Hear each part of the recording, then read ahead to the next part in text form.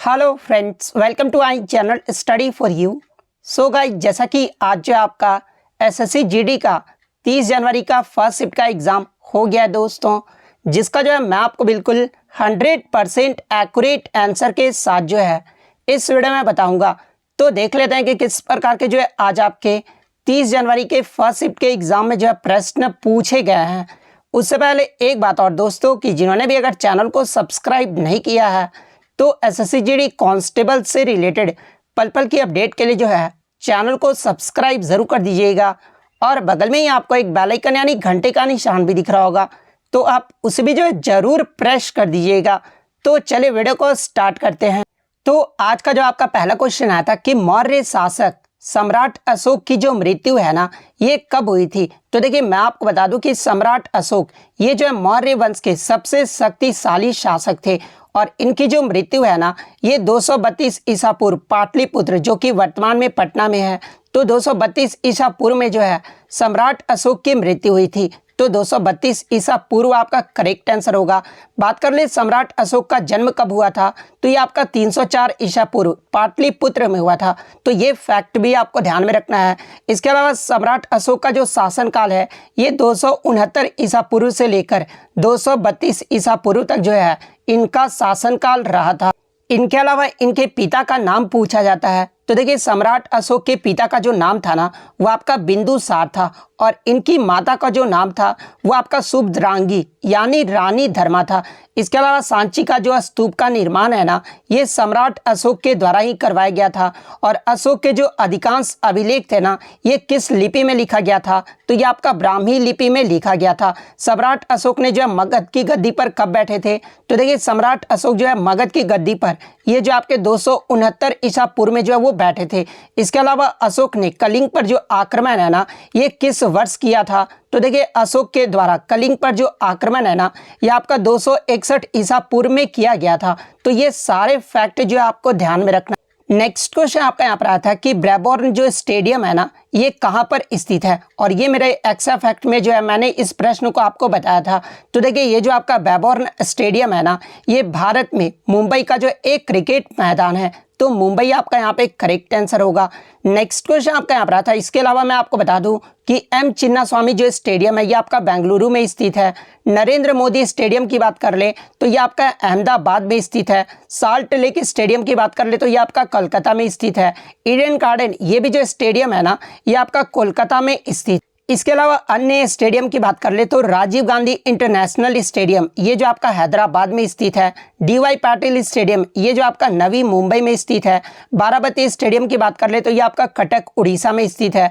Arun Jaitley stadium जिसका पहले नाम फिरोज शाह मैदान था, तो इसका जो नया नाम है वो अरुण जेटली स्टेडियम है और ये आपका दिल्ली में स्थित है। Doctor Bhupen Hazarika cricket stadium ये जो आपका गुवाहाटी में स्थित है।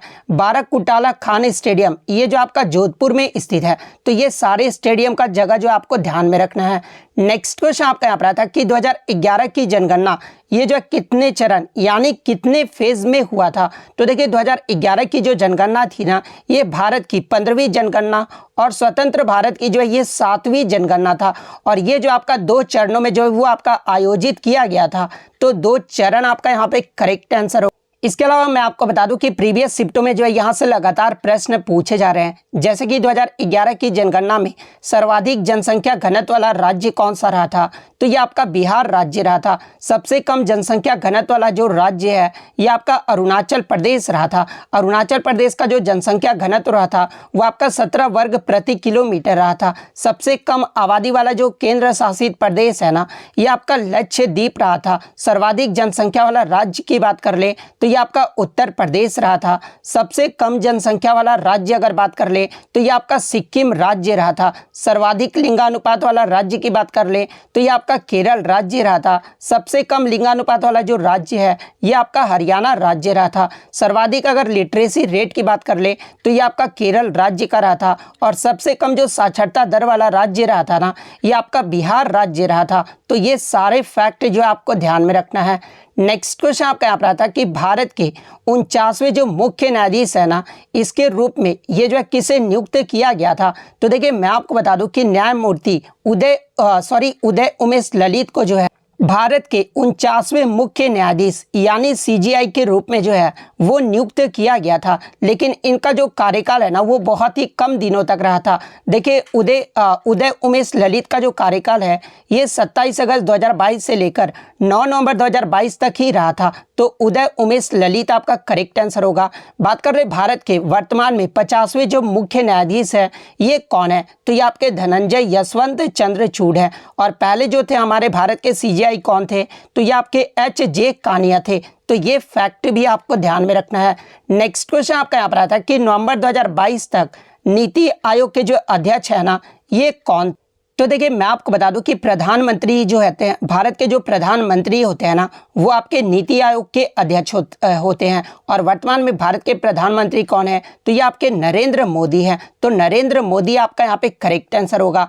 बात कर ले नीति आयोग का फुल फॉर्म एग्जाम में पूछा जाता है, तो देखिए इसका जो फुल फॉर्म होता है ना वो आपका national institution for transforming India, इसका फुल फॉर्म होता है। नीति आयोग का गठन कब हुआ था, तो देखिए योजना आयोग के जगह पर नीति आयोग का जो गठन है ना ये आपका 1 जनवरी 2015 को किया गया था। और वर्तमान में नीति आयोग के उपाध्यक्ष कौन है, तो ये आपके सुमन बेरी हैं।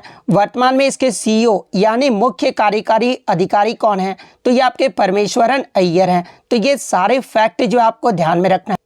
नेक्स्ट क्वेश्चन आपका यहाँ पर आया था कि जीव मिल्खा सिंह 1998 के संदर्भ में जो है आपके 4 स्टेटमेंट दिए गए थे। और उन 4 स्टेटमेंट में आपको बताना था कि जीव मिल्खा सिंह 1998 के संदर्भ में जो है कौन सा स्टेटमेंट जो है वो आपका सही होगा। तो देखिए मैं आपको सबसे पहले ये बता दूं कि जीव मिल्खा सिंह का जो जन्म है ना ये 15 दिसंबर 1971 को हुआ था। और ये जो आपके जीव मिल्खा सिंह है ना ये भारतीय पेशेवर गोल्फर थे जो 1998 में यूरोपीय टूर में शामिल होने वाले जो है ये भारत के पहले खिलाड़ी बने।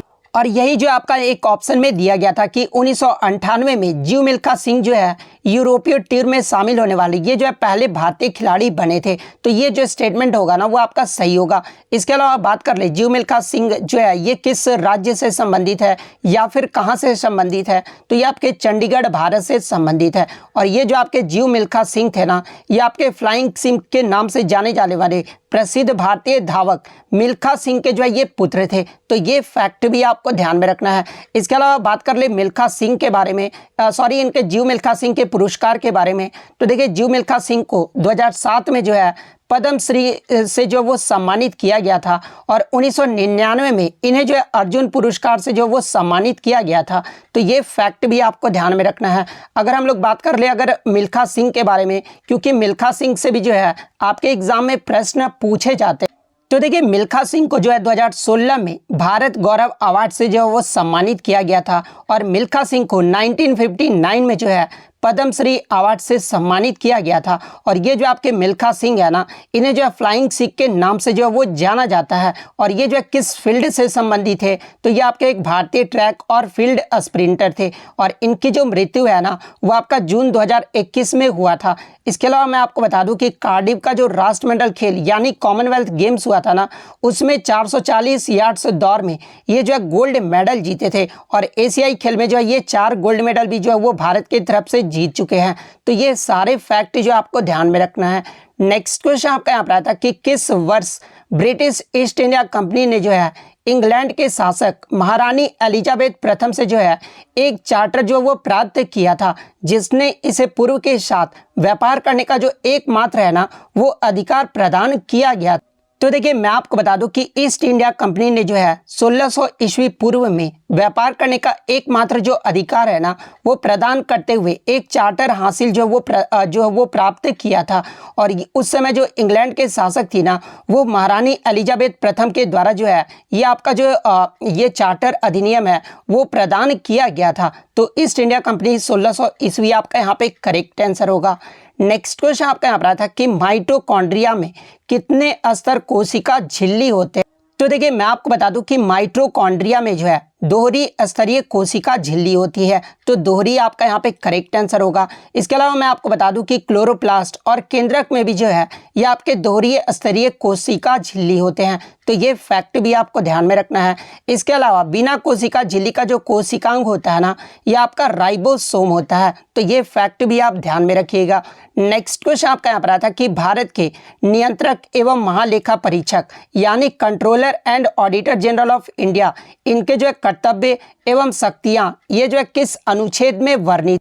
तो देखिए मैं आपको बता दूं कि भारत के सीएजी के कर्तव्य एवं शक्तियां जो है ये आपके अनुच्छेद 149 में वर्णित है। तो अनुच्छेद 149 आपका करेक्ट आंसर होगा।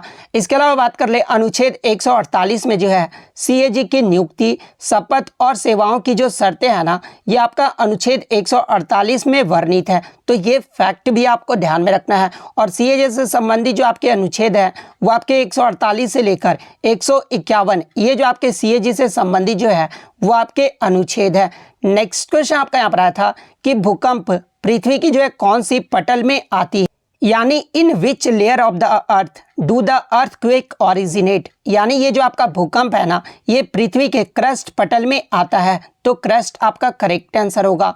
नेक्स्ट क्वेश्चन आपका यहाँ पर था कि वैज्ञानिक यहाँ पर पूछा गया था कि अगस्त 2022 में ICAR यानी Indian council of agriculture research के डायरेक्टर के रूप में जो है ये किसे नियुक्त किया गया है। तो देखिए मैं आपको बता दूं कि अगस्त 2022 में ICAR के डायरेक्टर के रूप में जो है ये आपके हिमांशु पाठक को नियुक्त किया गया है। तो हिमांशु पाठक आपका करेक्ट आंसर होगा। इसके अलावा मैं आपको बता दूं कि ICAR के वर्तमान में जो आपके अध्यक्ष है ना ये आपके कृषि मंत्री नरेंद्र सिंह तोमर हैं। तो ये फैक्ट भी आपको ध्यान में रखना है। और इससे पहले प्रीवियस शिफ्टों में आपसे पूछा गया था कि CSIR यानी वैज्ञानिक और औद्योगिक अनुसंधान परिषद, इसकी जो पहली महिला महानिदेशक है ना ये कौन बनी है। तो देखिए CSIR की जो पहली महिला महानिदेशक है ये आपके नालाथम्बी कलासेल्वी जो है ये बनी है। तो N कलासेल्वी ये आपको ध्यान में रखना है। नेक्स्ट क्वेश्चन आपका यहाँ पर आया था कि नबाना या फिर नौना ये जो उत्सव है ना ये किस राज्य या फिर किस देश से संबंधित। तो देखिए ये जो आपका नबाना या फिर नौना जो उत्सव है ना एक बंगाली फसल उत्सव है। और अगर देश की बात कर ले तो ये आपका बांग्लादेश देश से संबंधित है। अगर राज्य की बात कर ले तो भारत में पश्चिम बंगाल, त्रिपुरा और असम राज्य से संबंधित है। तो अगर राज्य में पूछा गया था तो इन तीनों में से जो भी ऑप्शन में दिया गया होगा वो आपका करेक्ट आंसर होगा। अगर देश पूछा गया था तो फिर आपका बांग्लादेश जो आपका करेक्ट आंसर होगा। नेक्स्ट क्वेश्चन आपका यहाँ पर आया था कि ODOP जिसका फुल फॉर्म होता है वन डिस्ट्रिक्ट वन प्रोडक्ट योजना, ये जो है किससे संबंधित है। तो देखिए अगर ODOP की बात कर ले तो देखिए ये जो योजना था ना ये उत्तर प्रदेश सरकार के द्वारा जनवरी 2018 में जो है इस योजना को जो है वो लॉन्च किया गया था। और देखिए जब इस योजना को लॉन्च किया गया था ना तो इसकी सफलता के कारण जो है केंद्रीय सरकार को जो है इस योजना का बहुत ही ज़्यादा लाभ हुआ था। इस योजना को केंद्र सरकार को जो है बहुत ही ज़्यादा प्रभावित किया था। और बाद में जो है इस योजना को केंद्र सरकार द्वारा जो है इस योजना को अपना दिया गया। और देखिए दिसंबर 2022 में वन डिस्ट्रिक्ट वन प्रोडक्ट पहल का जो परिचालन है ना ये आपका DEH यानी डिस्ट्रिक्ट एज एक्सपर्ट्स हब के पहल के साथ जो है इसका विलय कर दिया गया था। और ये जो पहल है ना ये आपका किस मंत्रालय के अधीन है। तो ये आपका खाद्य मंत्रालय, उद्योग मंत्रालय यानी ministry of food processing industry के जो है ये अधीन है। तो ये फैक्ट भी आपको ध्यान में रखना है। नेक्स्ट क्वेश्चन आपका यहाँ पर था कि वैज्ञानिक सोच और मानवता ये जो है किसमें निहित है। तो देखिए वैज्ञानिक सोच और मानवता जो है ये आपका मौलिक कर्तव्य में निहित है। तो मौलिक कर्तव्य आपका करेक्ट आंसर होगा। नेक्स्ट क्वेश्चन आपका यहाँ पर था कि रेशम, जूट, सोयाबीन तेल ये सब जो है किसके अंतर्गत आते हैं। तो देखिए आपके रेशम, जूट और सोयाबीन तेल ये सब जो है आपके कृषि आधारित क्षेत्र के अंतर्गत आते हैं। तो कृषि आधारित क्षेत्र आपका यहाँ पे करेक्ट आंसर होगा। नेक्स्ट क्वेश्चन आपका यहाँ पर था कि वर्ष 1950 से 52 के बीच किस क्षेत्र में जो है यहाँ पर परसेंट जो है बच्चों के द्वारा ये नहीं मिल पाया है। अगर जिस भी कैंडिडेट्स ने अगर एग्जाम देकर आया है तो ये पूरा क्वेश्चन जो आप कमेंट करके बता दीजिएगा। नेक्स्ट क्वेश्चन आपका यहाँ पर था कि मांग और सप्लाई नियंत्रण के लिए जो उपयुक्त विकल्प आपको बताना। तो देखिए मांग और सप्लाई नियंत्रण के लिए जो आपका उपयुक्त विकल्प होगा ना वो आपका स्टॉक कंट्रोल यानी इन्वेंट्री कंट्रोल होगा। तो इन दोनों में से जो भी ऑप्शन में दिया गया होगा या फिर एग्जैक्ट प्रश्न क्या था वो आप कमेंट करके बताइएगा। नेक्स्ट अगर हम लोग हिंदी की बात कर ले तो सक्रिय का जो है विलोम शब्द पूछा गया था, तो निष्क्रिय जो है इसका विलोम शब्द होता है। नेक्स्ट आपका जो है काठ का उल्लू होना मुहावरे का अर्थ पूछा गया था। तो देखिए काठ का उल्लू होना मुहावरे का जो अर्थ होता है ना वो मूर्ख होना होता है, तो मूर्ख होना आपका करेक्ट आंसर होगा। इसके अलावा उत्तराखंड का जो है लोक नृत्य पूछा गया। तो देखिए अगर उत्तराखंड के लोक नृत्य की बात कर ले तो धड़िया नृत्य, सौरव नृत्य, चोफला नृत्य, मंडान नृत्य, हारुल नृत्य, बुढ़ियात नृत्य, झुमैली नृत्य, चाचरी नृत्य, ये सब जो नृत्य है ना ये आपके उत्तराखंड के लोक नृत्य हैं। तो इनमें से जो भी ऑप्शन में दिया गया होगा वो आपका करेक्ट आंसर होगा। इसके अलावा एक प्रश्न आपका आया था कि भरतनाट्यम में 2009 में जो है किसे पद्म विभूषण या फिर पद्म भूषण पूछा गया था। आप कमेंट करके बताइएगा कि पद्म भूषण पूछा गया था या फिर पद्म विभूषण पूछा गया था। इसके अलावा समुद्र का जो है पर्यायवाची शब्द पूछा गया था। तो देखिए समुद्र के पर्यायवाची शब्द की बात कर ले तो सागर, जल्दी, सिंधु, रत्नाकार, नरनिधि, पयोधी, ये सब जो होते हैं आपके समुद्र के पर्यायवाची शब्द होते हैं। तो इनमें से जो भी ऑप्शन में दिया गया होगा वो आपका करेक्ट आंसर होगा। तो इतने क्वेश्चन जो है आज मुझे बच्चों के द्वारा मिले हैं और आज मेरी तबीयत ठीक नहीं थी फिर भी मैं आपके लिए वीडियो बनाया हूं। तो अगर वीडियो अच्छी लगी हो तो वीडियो को जो है लाइक ज़रूर कर दीजिएगा और चैनल पर नया है तो चैनल को जो है सब्सक्राइब ज़रूर कर दीजिएगा। तो मिलते हैं नेक्स्ट वीडियो में, तब तक thank you, all the best.